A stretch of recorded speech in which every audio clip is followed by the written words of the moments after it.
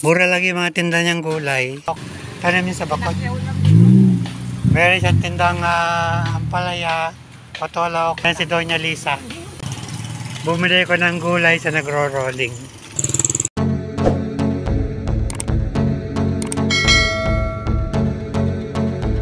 Welcome to my vlog. Dalawang araw din na walang ulan, kaya may time na kami na maglinis ng kapaligiran. Nagbabawas kami ng mga sanga ng kahoy dahil mahaba na ang sanga dito sa gawin ng kalsada. Gailahin mo.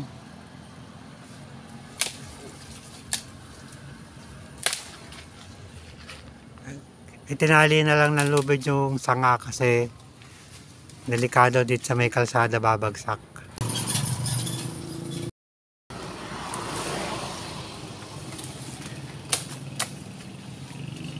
Medyo nakaharang na din kasi sa daanan ng tao sa gilid yung mga sanga. Kaya nagbabawas na kami tamang-tama. Wala pang ulan ulit. Sumikat naman ang araw.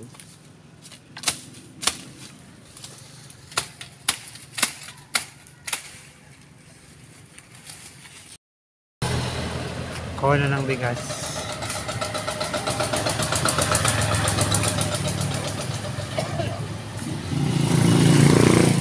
Madaming mga nagdadaang sasakyan dito sa barangay namin. Parang highway na din kasi daanan nito ng maraming lusutan na ibang bayan.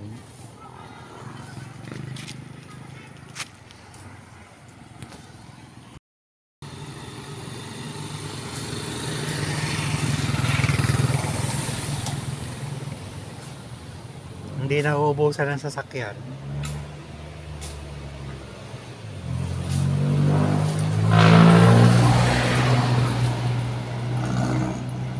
May palabas tsaka merong papasok.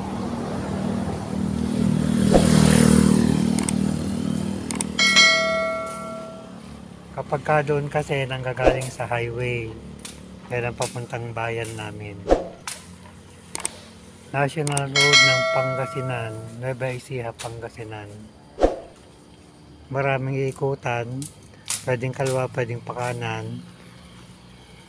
Dito pwede rin dumaan. Ito naman yung barangay, papasok sa amin, balik kami yung nasa bungad.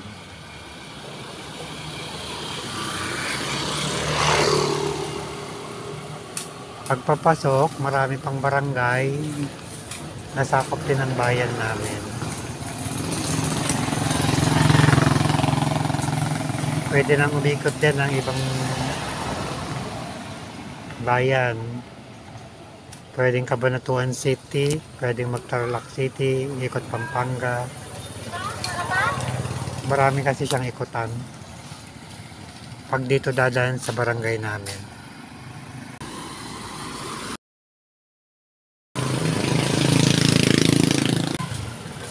Si Lolo.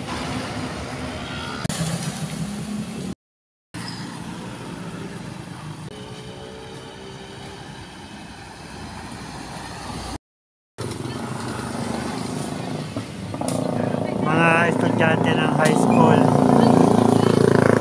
nagta-try out sila ng volleyball.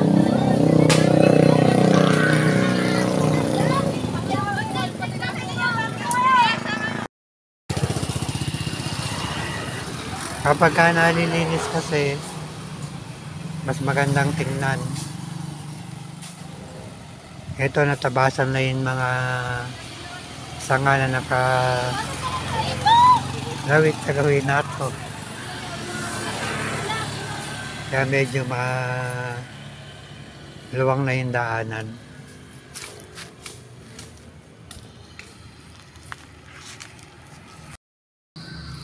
Nakalinis na ako dito sa gawing harap.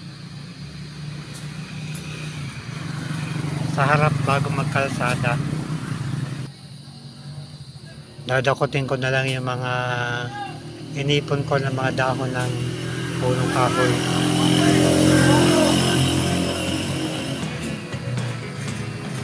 Ito lang kasi ang hirap talaga pag maraming punong kahoy sa tabi ng bahay. Araw-araw maraming kalat. Kailangan talaga dapat ma-maintain ang kalinisan para hindi bahayan ng lamok na nagdadala ng sakit sa tao. Malinis naman na rin dito sa gawing papasok ng bahay. Ito ang kalsada papasok sa bahay. Dito sa may ilalim ng puno, tambayan, paglinis na ako, nakawalis na rin. Dito lang naman ang Xerox, tapos ito na tambayan. Bali mga waiting customer. Pag puno sa loob, dito sila sa labas na uupo. Mga waiting customer, sabi nga. Sana namin sa bakod. Si Doña Lisa. Ito yung binili ko. Pagkuha lang ako ng pera pagbabayad.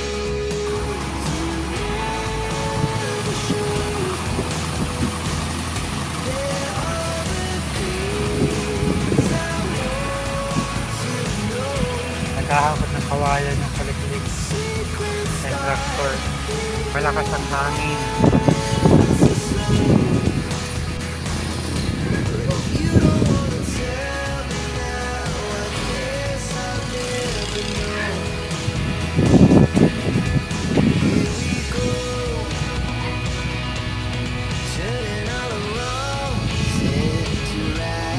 Masarap ang lamig ng hangin pero nakakatakot kasi ang lakas.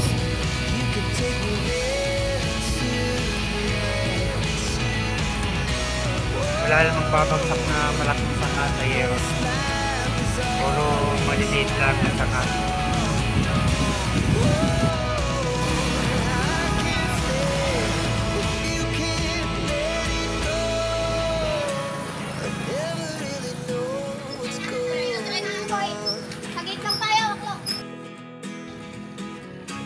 Ito na yung nalinis namin na binawasan ng mga sanga ng kahoy.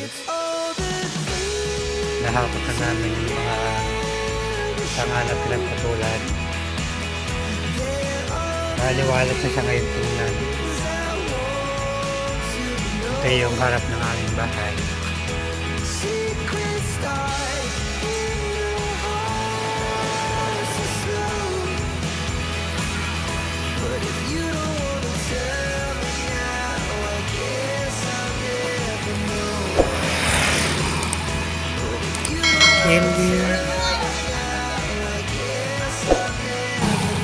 Thanks for watching.